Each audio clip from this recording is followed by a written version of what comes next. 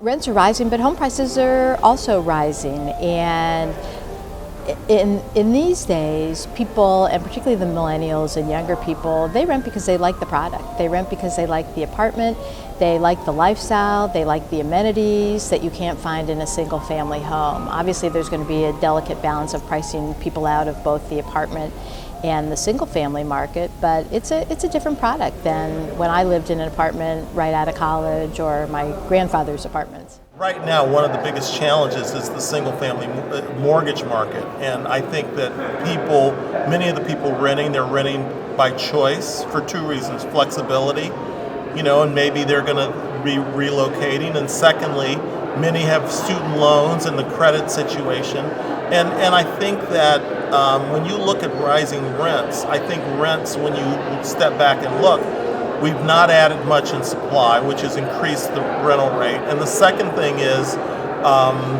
if you look at the cost of building in many markets or the cost of rehabbing units and things like that it's naturally, rather than rising rents, I think the rents are reflective of the cost of building new apartments. It's an economic decision. They don't want a house. They don't want all the work associated with the house. I actually have 3 millennials, so I have kind of an on-the-ground reality check on those.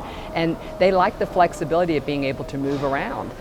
So they really enjoy the concept of having an apartment. If something breaks, they can call the maintenance office, they fix it. And if they have to move for a job, they can actually leave their apartment. So they like that kind of flexibility. The other thing that's interesting too is that over half of the U.S. adult population is single, and single people don't traditionally buy homes. So you've got this huge demographic base that doesn't buy homes. Now, it was interesting, this panel on single family rentals. I think that as you see baby boomers that don't want to move into apartments with 20-year-olds, I think you may see a segment of that population going into homes, but we're actually seeing baby boomers move into some of our apartment communities. So I do believe that the housing works at a certain stage in your life to have a single family home, but not for most of America today. The country's moved from approximately 70% home ownership to approximately 65% home ownership over the last 5 years.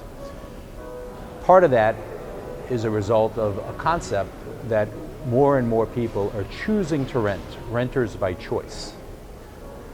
I actually think it's a short-lived phenomenon. There are many that certainly choose to rent, but often the millennials in most markets desire to own. As an apartment owner, we of course hope that rentals continue and that they become lifelong renters.